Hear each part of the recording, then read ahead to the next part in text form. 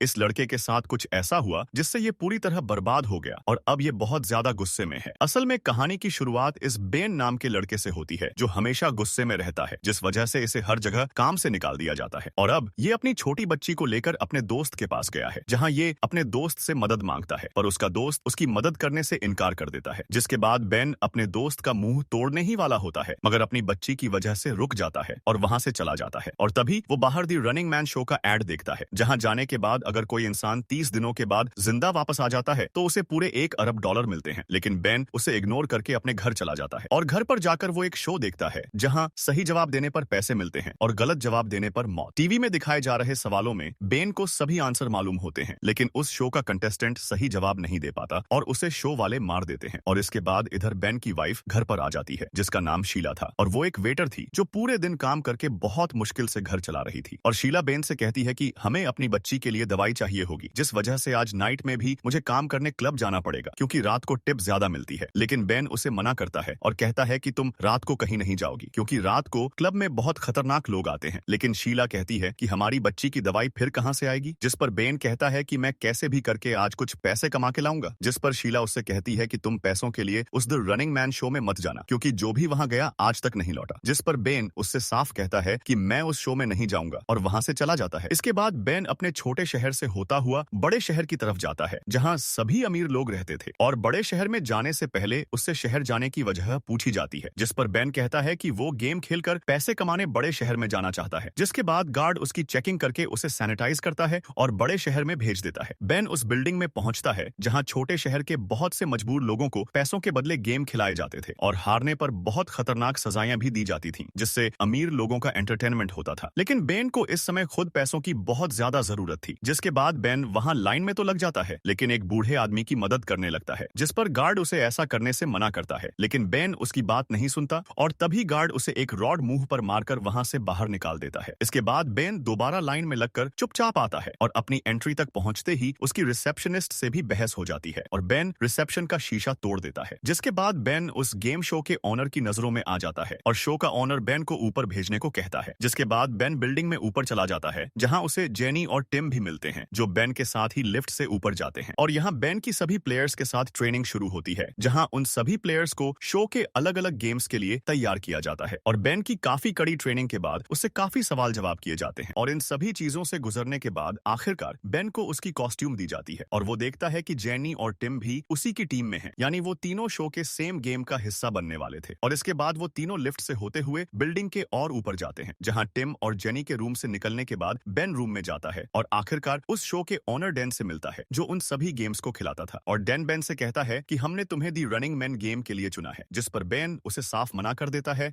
और कहता है कि तुम मुझसे ये गेम छोड़कर कोई सा भी गेम खिलवा लो, क्योंकि बेन जानता था कि इस गेम में 30 दिन शहर में सरवाइव करना होता है जहां कुछ शिकारी प्लेयर को ढूंढते हैं और मार देते हैं। लेकिन डैन बेन से कहता है कि मुझे पूरा यकीन है तुम इस गेम को जीतने वाले पहले प्लेयर बनोगे। जिस पर बेन नहीं मानता और कहता है कि मेरा एक परिवार है। लेकिन डैन उससे कहता है कि तुम अगर जीत गए तो तुम्हारा परिवार दुनिया के सबसे अमीर परिवारों में से एक हो जाएगा और तुम्हारे गेम में एंटर होते ही तुम्हारे परिवार को बड़े शहर में शिफ्ट कर दिया जाएगा और तुम्हारी बच्ची का इलाज भी शुरू हो जाएगा। और इस सब के बाद बेन डैन की बातों में आ जाता है और द रनिंग मैन गेम में एंटर होने के लिए कॉन्ट्रैक्ट साइन कर देता है। और इसके बाद वो कमरे से बाहर आता है जहां उसे एक एजेंट मिलता है जो बेन से कहता है कि मैं गेम खत्म होने तक तुम्हारी फैमिली के साथ रहूंगा और अगर तुम चाहो तो एक बार अपनी वाइफ से कॉल पर बात कर सकते हो। फिर इसके बाद बेन अपनी वाइफ से बात करता है और उसकी वाइफ कहती है कि तुमने ऐसा क्यों किया। जिस पर बेन कहता है कि मैं वादा करता हूँ मैं जिंदा वापस जरूर आऊंगा और शो की तरफ से कुछ पैसे आ रहे हैं, तुम उसे रख लेना। इसके बाद बेन अपने रूम में जाता है जहां वो कुछ देर टीवी देखता है और उसके बाद नहाने चला जाता है। फिर नहाने के बाद बेन अपने रूम से बाहर आता है जहां उसे फिर से वही एजेंट मिलता है जो पहले मिला था और वो एजेंट बेन के हाथ में एक रिस्ट बैंड बांधता है और बेन से कहता है कि गेम खत्म होने तक ये तुम्हारे हाथ में ही रहेगा। फिर इसके बाद बेन दोबारा दी रनिंग मैन शो के ओनर डैन से मिलता है और डैन बेन को शो के होस्ट कॉलमैन से मिलवाता है और कॉलमैन डैन से कहता है कि तुम जिंदा नहीं बचोगे अब। और फिर कॉलमैन स्टेज पर चला जाता है जहां वो बेन को सबसे इंट्रोड्यूस करवाता है, लेकिन वो इंट्रोडक्शन में बेन एक क्रिमिनल की तरह इंट्रोड्यूस कराता है। जिसके बाद बेन समझ जाता है कि इस शो में ये लोग पहले मजबूर लोगों को लाते हैं और फिर उनकी इमेज खराब करके उन्हें विलेन बना देते हैं, जिससे जनता को भी लगे कि ये सब सही हो रहा है। जिसके बाद बेन लोगों से कहने की कोशिश करता है कि ऐसा कुछ नहीं है, लेकिन उसकी बात कोई नहीं सुनता। और फिर कॉलमैन 5 शिकारियों को जो प्लेयर्स को मारते हैं उन्हें इंट्रोड्यूस कराता है और साथ ही जेनी और टिम को भी इंट्रोड्यूस कराता है और जेनी जेनी और टिम भी बेन के साथ ही 30 दिनों के लिए गेम में जाने वाले थे और इसके बाद जेनी, टिम और बेन को मशीन में बैठाकर शहर में छोड़ दिया जाता है। और फिर शहर में पहुंचते ही बेन देखता है कि उसे भेस बदलने के लिए कुछ सामान दिया गया है, जिसके बाद बेन अपना भेस बदलकर जल्दी से शहर की तरफ भागता है और एक टैक्सी पकड़ता है। लेकिन साथ ही बेन अपने आप को छुपाने की कोशिश भी करता है ताकि कोई उसे पहचान न ले। लेकिन कुछ ही देर में टैक्सी वाला बेन को पहचान जाता है और इस बात का शक होते ही बेन चालाकी से टैक्सी रुकवाता है और वहां से भाग जाता है। इसके बाद बेन अपने एक खास दोस्त मॉली के घर पहुंचता है और मॉली ने अपना घर बिल्कुल सेफ और सिक्योर बना रखा था। लेकिन बेन को सभी रास्ते पता थे तो वो मॉली के पास पहुंच जाता है, जहां मॉली भी बेन के गेम ज्वाइन करने से बहुत नाराज था और मॉली बेन से कहता है कि तुमने ऐसा क्यों किया, जिस पर बेन कहता है कि मेरे पास और कोई रास्ता नहीं था। जिसके बाद मॉली बेन को ड्रेस दिखाता है और बताता है कि मैं तुम्हें अपने साथ पार्टनर रखने वाला था, लेकिन अब क्या फायदा। और साथ ही मॉली बेन से कहता है कि तुमने यहाँ आकर मेरी भी मुसीबत बढ़ा दी है, क्योंकि अगर शिकारियों को पता चल गया तो वो मुझे भी मार देंगे। बेन कहता है कि मैं इसलिए यहाँ आया क्योंकि मैं तुम्हारे अलावा किसी पर भरोसा नहीं कर सकता था। जिसके बाद मॉली बेन से कहता है कि अब जितनी जल्दी हो सके यहाँ से निकल जाओ और कोई दूसरा भेस बदलो, क्योंकि तुम आसानी से पहचान में आ रहे हो। और इसके बाद बेन भेस बदलता है और मॉली उसकी फेक आइडेंटिटी बनाता है और फिर बेन वहां से चला जाता है। इसके बाद बेन एक एयरपोर्ट पहुंचता है और न्यूयॉर्क की एक टिकट लेकर प्लेन में बैठ जाता है। लेकिन प्लेन में उसे एक बच्चा पहचान जाता है और बेन उस बच्चे को पकड़कर कहता है कि अगर तुमने किसी से कुछ भी कहा तो मैं तुम्हें नहीं छोड़ूंगा। और बच्चे के नाराज होने पर बेन उस बच्चे को कुछ कुकीज भी देता है। और फिर इसके बाद बेन न्यूयॉर्क पहुंच जाता है, जहां वो एक होटल में रूम बुक करता है, जहां वो अपनी एक 10 मिनट की वीडियो रिकॉर्ड करता है, क्योंकि गेम के मुताबिक बेन को दिल्ली अपनी 10 मिनट की वीडियो रिकॉर्ड करके शो वालों को पार्सल करनी थी। और वीडियो पार्सल करके बेन अपने रूम में वापस आता है और कुछ देर तक टीवी देखने के बाद सो जाता है। और फिर अचानक बेन अपने रूम में घबराकर उठता है और देखता है कि टीवी पर live the running man show आ रहा है, जिसमें टिम को दिखाया जा रहा है, जो कि एक ग्रोसरी स्टोर में है। और टिम के स्टोर से बाहर निकलते ही वो 5 शिकारी वहां पहुंच जाते हैं और टिम को मार देते हैं। जिसके बाद बेन समझ जाता है कि ये 5 शिकारी यहाँ भी कभी भी पहुंच सकते हैं और उसे भी मार सकते हैं। जिसके बाद तुरंत ही बेन अपना सामान होटल के कमरे से निकालकर खिड़की से कचरे के डब्बे में फेंकता है और अपना भेस बदलकर चुपचाप उस होटल से निकल जाता है। फिर इसके बाद बेन दोबारा से भेस बदलकर बोस्टन शहर पहुंचता है, जहां वो एक घनी आबादी वाली जगह के होटल में एक रूम बुक करता है और फिर अपने होटल चला जाता है। लेकिन होटल का गार्ड किसी और से झगड़े में लगा हुआ था, जिस वजह से वो बेन को नजरअंदाज कर देता है और बेन गलती से खराब लिफ्ट में घुस जाता है। लेकिन बेन लिफ्ट से जैसे तैसे अपने कमरे तक पहुंच जाता है और फिर कुछ खाने पीने का सामान ढूंढकर खाता है। लेकिन तभी वो देखता है कि एक बॉक्स में ग्रेनेड है, जिसे देखकर पहले तो बेन घबरा जाता है, लेकिन फिर उसे अपने पास रख लेता है। और फिर टीवी पर दी रनिंग मेन शो फिर से लाइव आ रहा था, जिसे बेन इग्नोर करके खिड़की से झांकने लगता है और बाहर कुछ लोगों को खड़े देखता है जो आपस में बातें कर रहे थे। वहीं उनके पास एक पागल आदमी भी खड़ा हुआ था जो अजीब हरकतें कर रहा था। बेन उन सबको इग्नोर कर देता है और नहाने चला जाता है। और फिर नहाने के बाद बेन तौलिया लपेटकर एक और तौलिया लेने होटल ऑनर के पास जाता है। लेकिन उसे रूम से बाहर निकलते ही याद आता है कि उसने जो खिड़की से पागल आदमी देखा था, असल में वो कोई पागल आदमी नहीं बल्कि एक शिकारी था। और फिर वो दोबारा होटल की खिड़की से झांकता है और देखता है कि शो के शिकारी उसे मारने वहां पहुंच चुके हैं। इसके बाद बेन अपने रूम की तरफ भागता है, मगर शिकारी पहले ही रूम के दरवाजे तक पहुंच चुके थे। जिसके बाद बेन उन शिकारियों को चकमा देता हुआ छत की तरफ भागता है और एक रस्सी को पकड़कर उससे लटककर अपने रूम में खिड़की के रास्ते घुसता है। और खिड़की तोड़ते ही शिकारियों को पता चल जाता है कि बेन रूम में है। जिसके बाद बेन जल्दी से अपने कपड़े पहनकर फिर से रस्सी को पकड़कर बाहर निकलता है। लेकिन इस बार शिकारी रोड पर बेन को घेर लेते हैं। फिर बेन किसी और की खिड़की तोड़कर उसी के रूम में घुस जाता है और फिर रूम से निकलकर शिकारियों से बचता हुआ भागता है जो बेन पर गोलियां चला रहे थे। और इसके बाद बेन उस होटल की खराब लिफ्ट में घुस जाता है और ग्रेनेड बाहर फेंक देता है। लेकिन वक्त रहते एक शिकारी ग्रेनेड को वापस लिफ्ट में फेंक देता है और बिल्कुल सही वक्त पर बेन भी उस ग्रेनेड को लिफ्ट की छत पर फेंक देता है। जिसके बाद ग्रेनेड फट जाता है और लिफ्ट बेसमेंट में जाकर गिरती है। तभी बेन बेसमेंट से बाहर निकलने का रास्ता ढूंढता है और शिकारी भी बेसमेंट की तरफ ही आ रहे थे। और तभी बेसमेंट का गेट न खुलने की वजह से शिकारी गेट पर गोली चलाते हैं, लेकिन गोली अंदर रखे तेल के पाइप पर लग जाती है और बेन भी वहां एक गटर का ढक्कन ढूंढ लेता है और उसमें कूद जाता है। और तभी तेल में आग लगने की वजह से वहां धमाका होता है और कुछ शिकारी मर जाते हैं, लेकिन बेन सही वक्त पर गटर में गिरकर बच जाता है। इसके बाद बेन बाहर सड़क पर आता है, जहां उसे एक बच्चा देख लेता है और तभी बेन उस बच्चे को पकड़कर कहता है कि अगर तुमने किसी से कुछ भी कहा तो मैं तुम्हें जान से मार दूंगा। लेकिन वो बच्चा कहता है कि मैं अपने बड़े भाई को बुलाता हूँ, वो तुम्हारी मदद करेगा। जिसके बाद वो बच्चा अपने भाई को बुलाकर लाता है, जिसका नाम ब्रैडली था। और ब्रैडली बेन को समझाता है कि मैं बहुत समय से हो रहे अत्याचारों की वजह से सरकार के खिलाफ काम कर रहा हूँ और मैं तुम्हारी मदद करूंगा। और इसके बाद ब्रैडली बेन को अपने घर ले आता है और समझाता है कि इस गेम को बनाने वाले चीटिंग करते हैं और हर चप्पे चप्पे पर नजर रखते हैं, जिस वजह से कोई भी आज तक ये गेम नहीं जीत पाया। और टीआरपी मिलने के बाद 30 दिन से पहले ये तुम्हें भी मार देंगे। और इसके बाद ब्रैडली की फैमिली डिनर करती है और साथ ही टीवी देखती है, जहां वो देखते हैं कि बेन की जो 10 मिनट की क्लिप थी वो शो वालों ने पूरी तरह बदल दी है, जिसमें बेन को एक विलन और खतरनाक क्रिमिनल दिखाया जाता है। जिसके बाद ब्रैडली की मां बेन को फौरन घर से निकालने को कहती है और ब्रैडली और उसका भाई भी बेन को लेकर घर से निकल जाते हैं और कार की डिक्की में रख लेते हैं। लेकिन तभी उनके पीछे कुछ लोग पड़ जाते हैं, जिनसे बचते हुए ब्रैडली कार को एक सेफ जगह रोकता है और बेन को एक एड्रेस देकर उस पर जाने को कहता है और बताता है कि इस एड्रेस पर जाओ, यहाँ एक लड़का तुम्हारी मदद करेगा। जिसके बाद बेन फिर से भेस बदलकर एक पार्सल डिलीवरी मशीन के पास अपनी 10 मिनट की वीडियो पार्सल करने पहुंचता है, मगर एक लड़का वहां बेन को पहचान जाता है। जिसके बाद बेन उसके मुंह पर स्टिक मारकर वहां से भागता है और वो लड़का भी कार में बैठकर बेन का पीछा करता है, लेकिन बेन बिल्कुल सही वक्त पर ट्रेन में कूद जाता है और वहां से बच निकलता है। और इसके बाद बेन फिर से दूसरे शहर पहुंचता है और वो देखता है कि वहां बहुत से लोग दी रनिंग मैन शो लाइव देख रहे हैं और साथ ही वो देखता है कि शिकारियों ने जेनी को भी मार दिया है, यानी कि अब वो अकेला प्लेयर बचा था। इसके बाद बेन आखिरकार ब्रैडली के दिए हुए एड्रेस पर पहुंचता है, जहां वो एल्टन से मिलता है और एल्टन बेन को अपना सीक्रेट रूम दिखाता है और बताता है कि उसके पापा भी सरकार के खिलाफ आवाज उठाने की वजह से मारे गए थे और इसी वजह से अब एल्टन भी सरकार के खिलाफ काम करता है और साथ ही वो बेन की मदद भी करेगा। इसके बाद वो बेन को एक सीक्रेट रूम में ले जाता है और बाहर ना निकलने को कहता है, लेकिन सुबह होते ही बेन रूम से बाहर आ जाता है और तभी वो देखता है कि शिकारी भी वहां पहुंच चुके हैं। जिसके बाद एल्टन और उसकी मां भी वहां आ जाती हैं और शिकारी उनके घर पर हमला कर देते हैं। जिसके बाद एल्टन बेन को अपने घर के सीक्रेट रास्तों से घुमाता हुआ वहां से लेकर भागता है, जहां वो एक सुरंग में पहुंचते हैं और तभी उस सुरंग में छिपा एक शिकारी एल्टन को चाकू मार देता है, लेकिन बेन भी उस शिकारी के पैर में चाकू मार देता है। जिसके बाद बेन उस शिकारी को मारने वाला होता है, मगर फिर उसे जिंदा छोड़कर वहां से निकल जाता है और फिर एल्टन और बेन एक जीप लेकर वहां से भागते हैं और उस जीप में बहुत सारे बम रखे हुए थे। बेन उस जीप को लेकर एक पुल पर पहुंचता है, जहां एक शिकारी एल्टन को गोली मार देता है और एल्टन वहीं मर जाता है। इसके बाद बेन देखता है कि सामने से वही शिकारी आ रहा है जिसे बेन ने जिंदा छोड़ा था। इसके बाद बेन भी फुल एक्सेलरेटर दबा देता है और सही वक्त पर गाड़ी की टक्कर से पहले ही नदी में कूद जाता है और बच जाता है। और इसके बाद बेन एक घर के पास पूरी रात गुजारता है और फिर हाईवे पर जाता है, जहां शिकारी भी पहुंच जाते हैं। जिसके बाद बेन एक लड़की की कार को रोक लेता है जिसका नाम एमेलिया था और फिर बेन एमेलिया से गाड़ी चलाने को कहता है और साथ ही बेन एमेलिया को समझाने की कोशिश करता है कि वो कोई क्रिमिनल नहीं है, बल्कि इस शो वालों ने टीआरपी के लिए उसे क्रिमिनल बना दिया है। और बेन ये भी अच्छे से जानता था कि वो शो वालों को जब तक टीआरपी देगा तब तक वो उसे नहीं मारेंगे। जिस वजह से बेन एमेलिया को सब लोगों के और सभी कैमरों के सामने गन पॉइंट पर लेता है